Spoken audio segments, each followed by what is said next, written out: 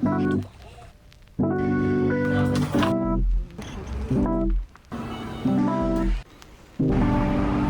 this is Kai again. Welcome to the week 4 of my life in Tokyo. In the morning, I lit my new incense sticks that I bought in Kamakura.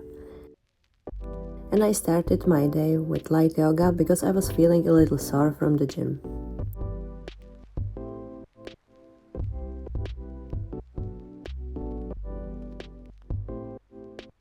Then I headed to the studio and had a pretty slow day. Nothing too exciting happened, but we got a new light for the studio, and one of my colleagues brought me a coffee, which was really nice from him.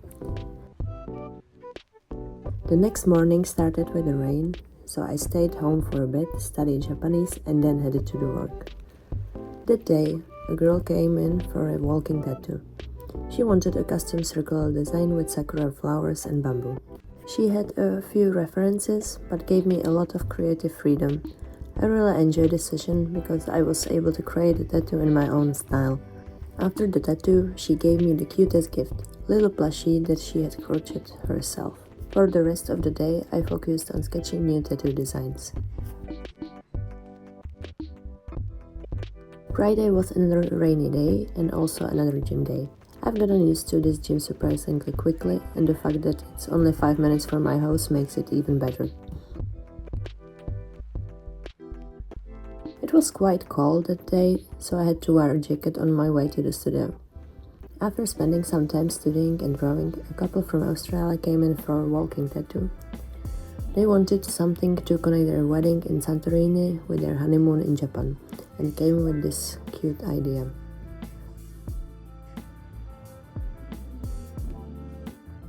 This time I stayed home on Friday night, so I woke up feeling really fresh on the Saturday and went for a run.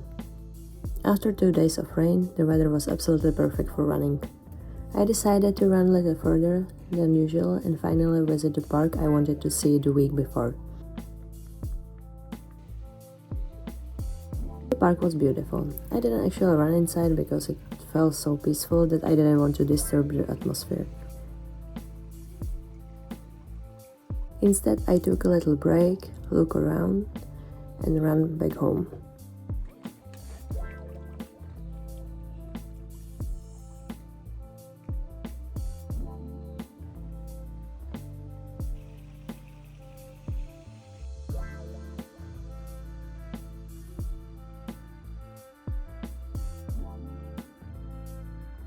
Since I was in a hurry, I studied Japanese for a while and later decided it was finally time to try the shared bike from my share house. Apparently nobody really uses, so I think it's my bike now.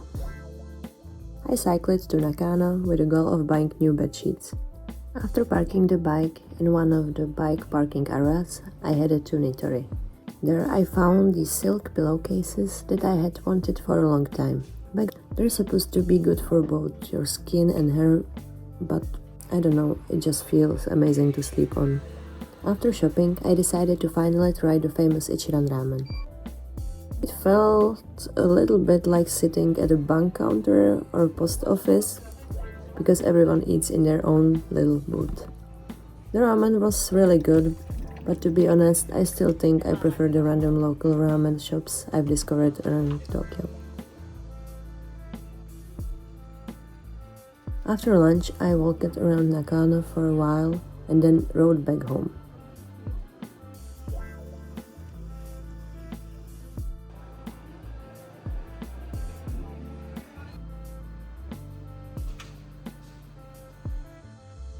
On the way, I stopped at a coffee roastery to buy some beans.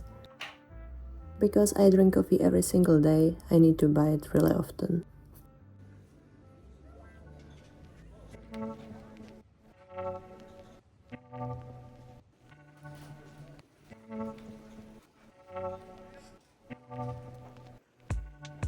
As soon as I get home, I had to try the coffee and it was delicious.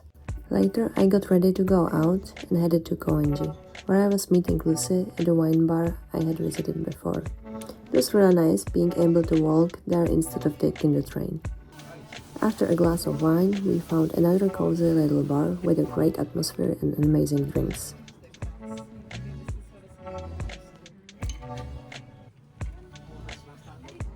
And then midnight arrived, which meant it was officially my birthday. Lucy gave me these incredibly cute gifts, which made me so happy. At that point, we were already a little tipsy. I probably should have drunk one of these magical Japanese recovery drinks before going out. Near the station, there was some kind of outdoor party happening, so we stayed for a while and ended up talking to all sorts of interesting people. Some were very funny, some were a little strange, but it made for a memorable birthday night, for sure. The next day I started with vitamin C and a bit of self-care.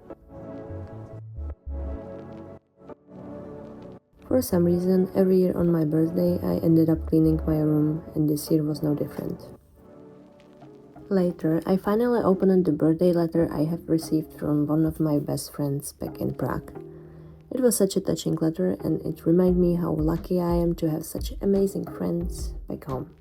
So thank you again. In the afternoon, I got dressed and went outside. There was some sort of celebration happening in my neighborhood. For a moment, I thought they were celebrating my birthday, but unfortunately, it turned out to be a curry festival. I headed to Shibuya because there was an antique market that day, and I wanted to find a coffee or teacup.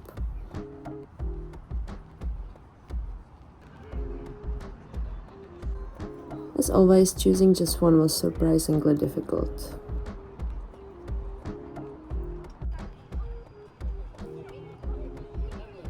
But eventually I found this beautiful cup decorated with dragonflies and decided to take it home with me.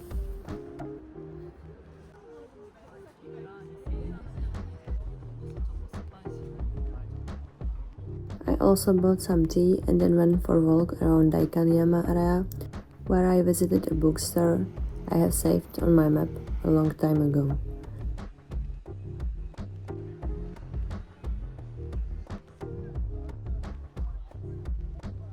The selection was incredible. There were art books, illustration collections, photography books, and all kinds of creative publications. I had to stop myself from buying half of the store. There was one book featuring current illustrators that I really wanted, but it was huge and not exactly easy to carry around. Maybe next time. After spending quite a while there, I left with only a few stickers and some small accessories that I'll show you later. Nearby, I found a traditional Japanese house that was open to visitors, so I decided to stop by. The garden was beautiful and the atmosphere inside the house felt incredibly peaceful.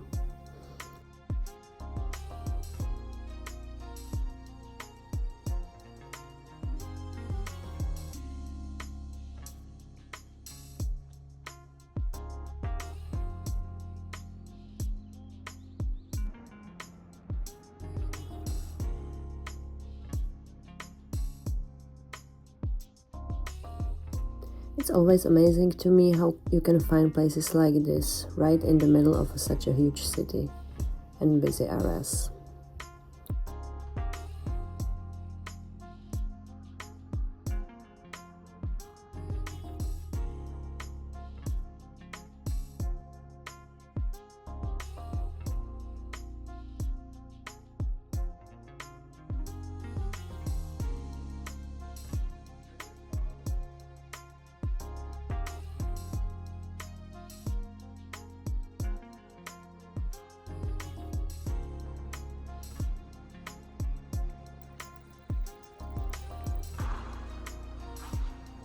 After a full day of exploring, I was getting pretty hungry, and because I was also dealing with a small birthday hangover, I was craving a burger. Thus I found a burger place in Ebisu, where we met up and had one of these gorgonzola burgers, which was really yummy. After dinner, I decided that what I really wanted for my birthday was a strawberry cake. Strawberry shortcake is really popular in Japan, but because it was already late, almost every place had sold out.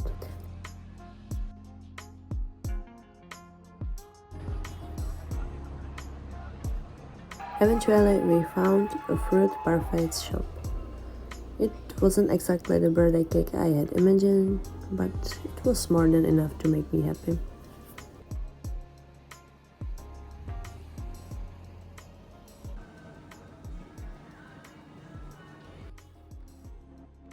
After my morning gym session, I decided to try the coffee set Lucy gave me for my birthday. It's a tasting set from a Kyoto-based roastery with 5 different coffees. I absolutely love the packaging, and of course I was excited to use my new cup as well.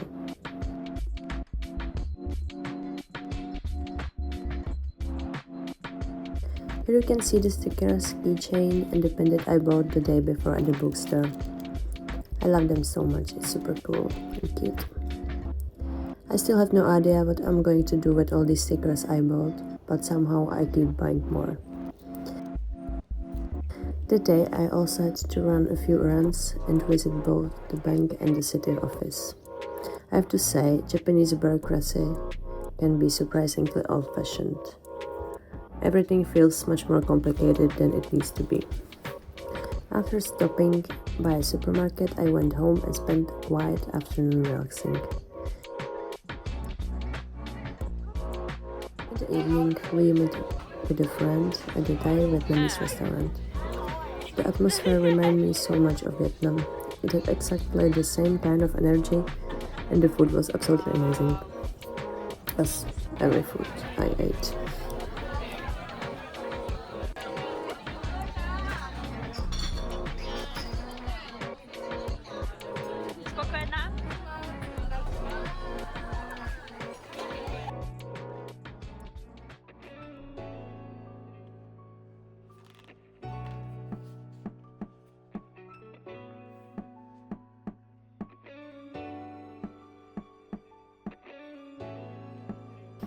The next morning, I took things very slowly and decided to go on a little bike trip to another part of the city. I think I had trained a little too hard the day before because my legs were on fire. And cycling felt much better than walking. My destination was Gotokuji temple in Setagaya, which was about 40 minutes away by bike. It took me a little longer to get there because I don't think the maps counts the traffic lights at all. Still, I really enjoyed the ride. The city was really calm and peaceful during the day.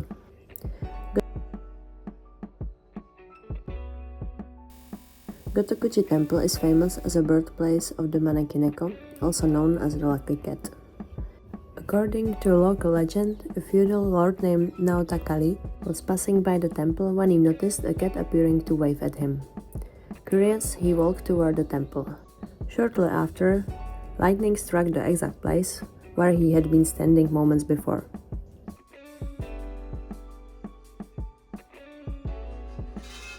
Because of the story, the waving cat became a symbol of good fortune. Today you can find Maneki-neko figures all over Japan. They are especially common in shops and restaurants where they are believed to bring luck and customers. As you can see, the temple is filled with thousands of these little cats. Many of them were purchased by visitors who later returned them because they brought them luck they needed already.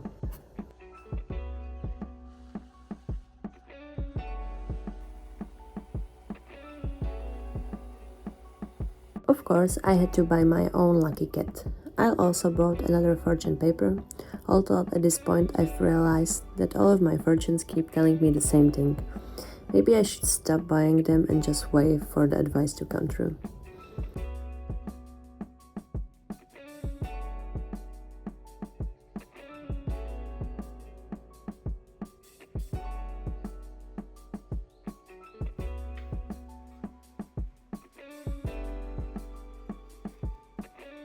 From the temple, I continued to Shimekitazawa.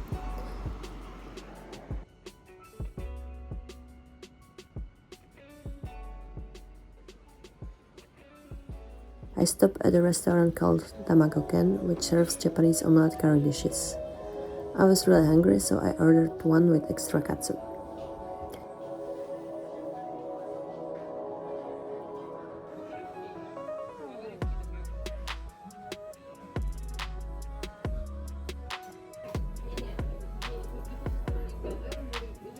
After lunch, I spent some time looking around the neighborhood and visiting a few vintage stores. To be honest, I think the second-hand shops in Shimokitazawa are quite expensive. Maybe it's because the area is now very popular with tourists.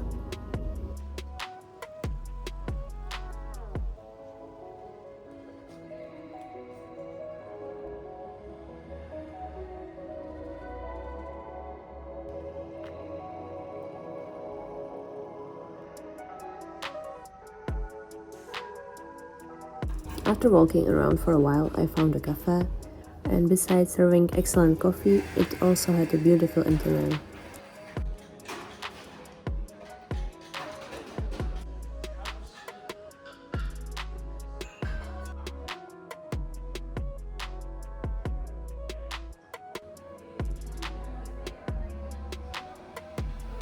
I stayed there for quite some time, enjoyed the atmosphere and drawing in my sketchbook.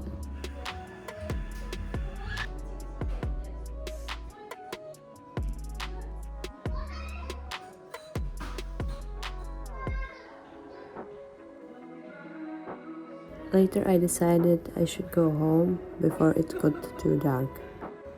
And that was the end of another week in Tokyo.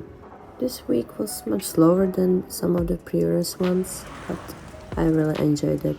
Between work, exploring new places, celebrating my birthday, and spending some quiet moments by myself, I feel like Tokyo really became my new home. Thank you for watching, and I hope you'll join me again next week for more adventures in Tokyo. Bye!